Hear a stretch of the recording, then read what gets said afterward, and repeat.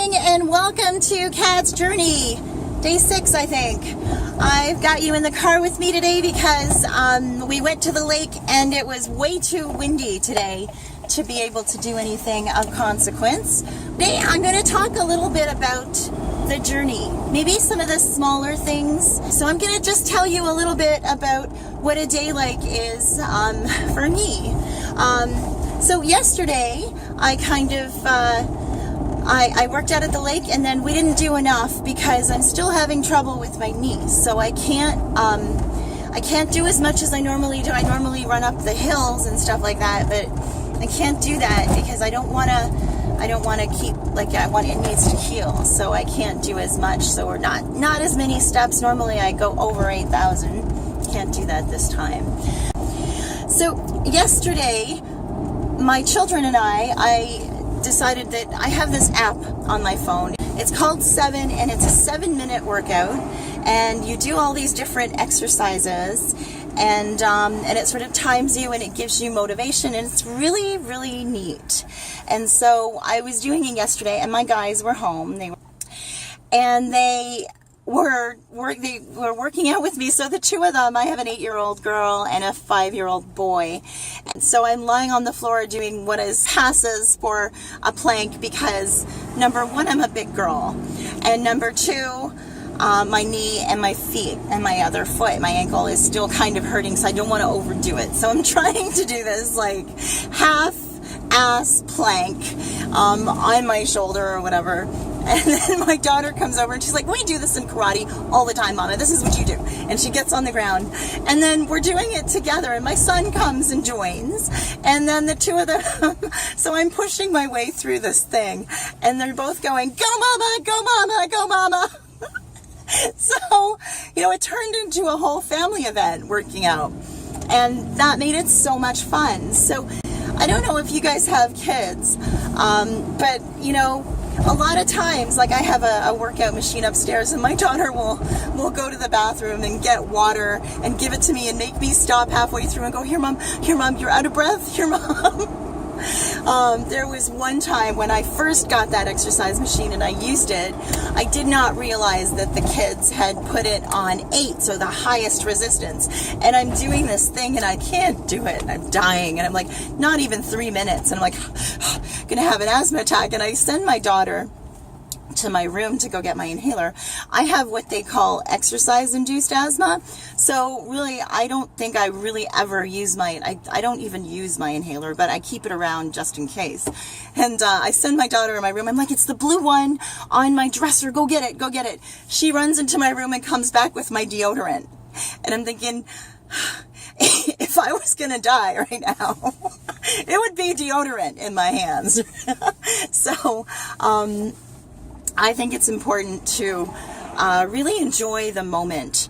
Something I'm having trouble with lately is going out with friends and dating. It is difficult because when you go on a date, what do? You usually go out to eat, or you cook dinner or whatever. And I can't do that because I only eat one sort of cheat meal a week. And I usually just keep it to no carbs and protein shakes halfway for most of my day. Although it is very possible. Like we did, one of my clients took me out the other day. We had an anniversary dinner. So we went to the Keg, and we had steak, and I asked them for no potatoes and just vegetables. So I had my steak with scallops and shrimp. It was good. It's really, really good. And vegetables. So that still is very healthy, and it's not really cheating. There's an amount of butter in there. There's a lot of sauce, but this béarnaise sauce that is incredible. But it's good. I think we've got to reframe what makes us happy and what doesn't make us happy. Don't make your whole life revolve around weight loss. But for me, it's important to walk your talk. I can't tell people sort of how to do things if I'm not doing it myself. I've come to a place where I'm my own person. I think I told you I'm divorced twice.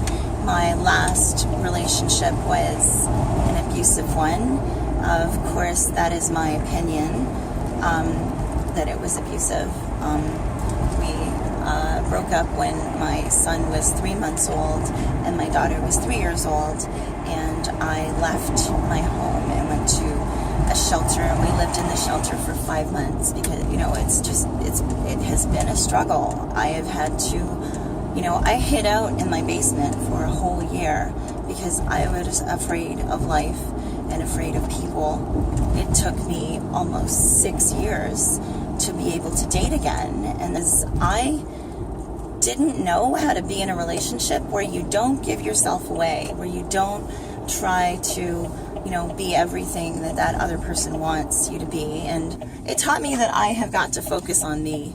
I've got to find my happiness not in another person. See, I don't know, I really believe that a relationship has to be two people coming together, two whole people. So one flame here and one flame here, and then they come together.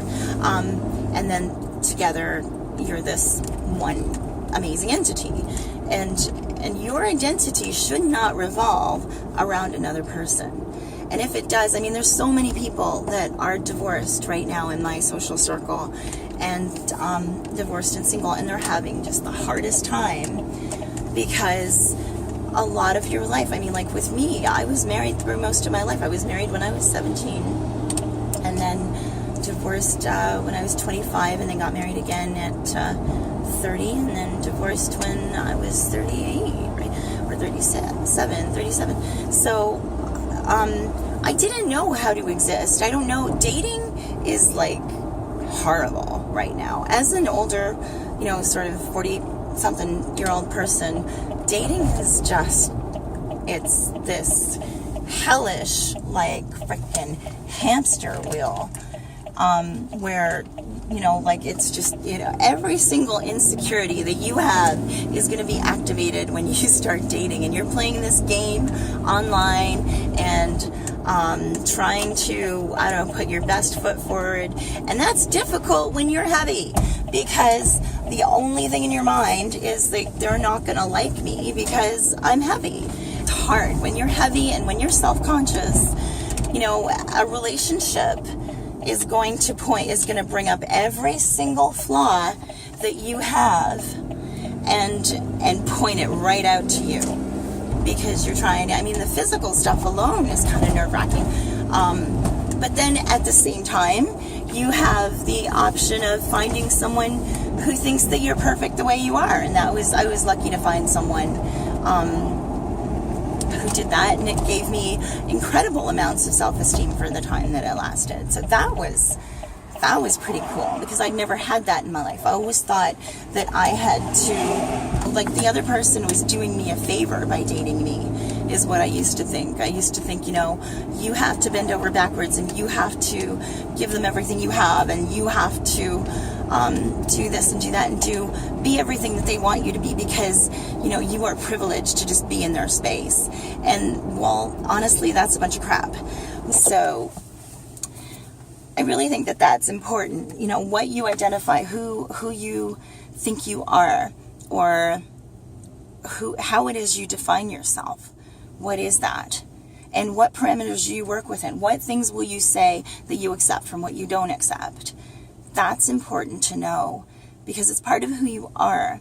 And if you define yourself by how other people see you, and how other people react to you, and how other people treat you, see, we teach people to treat us the way that they treat us.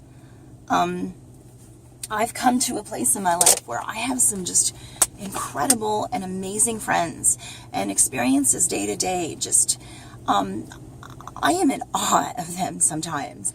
Just in awe, just in total awe of every moment. See, it can be that every moment is perfect. Every moment, like this one right now, with me talking to you and you watching this, that moment is perfection. Everything that's supposed to be happening at this point in time is supposed to be happening. And it can be perfect. Life is what you make it. Your thoughts create your reality. I really believe that. I really believe in some aspects of the law of attraction. What you give out is what you're going to get back.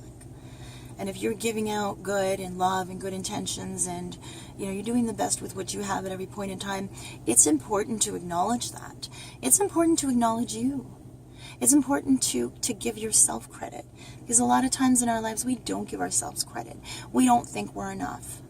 We don't think that the time that we spend and the efforts that we put in are enough, and that's what hurts us. That's what hurts us, and it makes us, wanna feel good and reach for some of the chemicals that we get when we eat foods that we shouldn't or could choose not to be eating. I hope you have a wonderful day. I did go to the lake. I am going to attach some pictures of the lake today because they were gorgeous.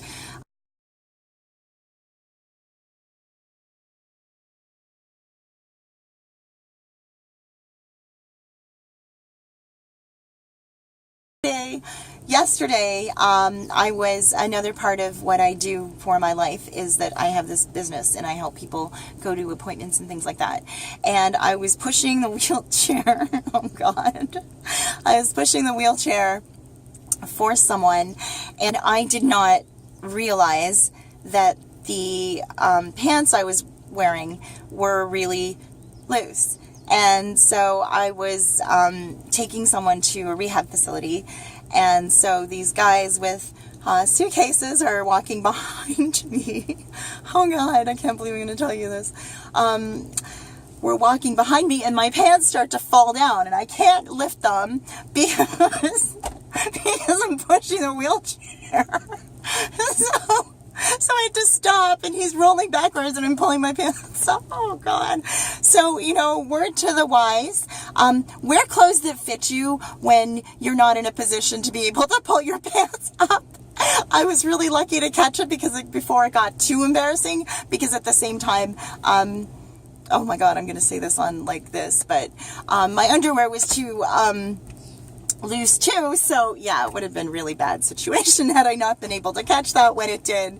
I still was, I was blushing so hard. I'm lucky because my tan skin doesn't show it, but wow, that was really, really, really embarrassing. I was lucky that I was able to catch it before it became like tragically embarrassing. But yeah, they were shaking their head and kind of laughing at me. I made a big joke of it. Anyways, I just want to thank you so much for listening. I hope that I've been able to inspire you. That is my goal with this. I'm going to tell you a little bit more about the book tomorrow. I had said that I was going to put my journaling stuff in it, but I had a conversation with an editing person, and they told me not to because it's going to be in the book. So I can describe that if anybody asks.